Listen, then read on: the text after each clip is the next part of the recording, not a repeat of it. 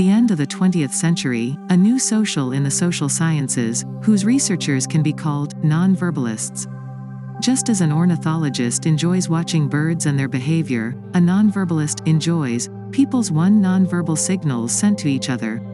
He watches people at public ceremonies and events enjoying themselves on the beach, participating in TV shows, socializing at work, wherever people meet each other.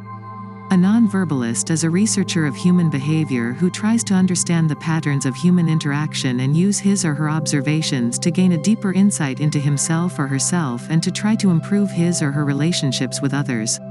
Incredibly, in the million or more years of human evolution, it was only in the 1960s that the nonverbal aspects of human communication began to be studied in some detail. The existence of nonverbal communication was only brought to the public's attention in the 1970s when Julius Fast published a booklet on body language, which summarized the findings of the research on nonverbal communication that had been carried out by biobehaviorists. But even today, most people know nothing about body language, let alone its role and importance in our lives. The pioneers of nonverbal communication skills were Charlie Chaplin and many other famous silent film actors. Nonverbal communication in silent films of the time was the only form of communication understandable to the audience of those films. The main criterion of an actor's skill is how successfully he or she manages to convey the content of his or her communication with his or her partners to the audience through gestures and other elements of body language. When voiceover films became popular, nonverbal communication skills ceased to be the sole criterion of an actor's mastery. The popularity of many silent film actors faded and the hearts of audiences were captured by the masters of verbal communication. As for the origins of the scientific study of body language, perhaps the most influential work in this field before the 20th century was Charles Darwin's The Expression of the Emotions in Man and Animals, published in 1872. This work was a study of modern facial expressions and body language research on facial expressions, and many of Darwin's ideas and observations were confirmed by contemporary research by scientists in various countries. Scientists have recorded and described almost 1 million nonverbal signs and signals.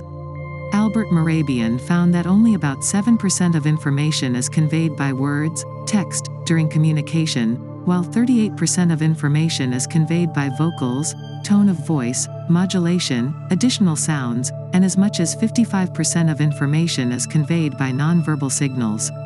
Professor Birdwhistle, analyzing the nonverbal part of signals in human-to-human communication, also obtained similar results.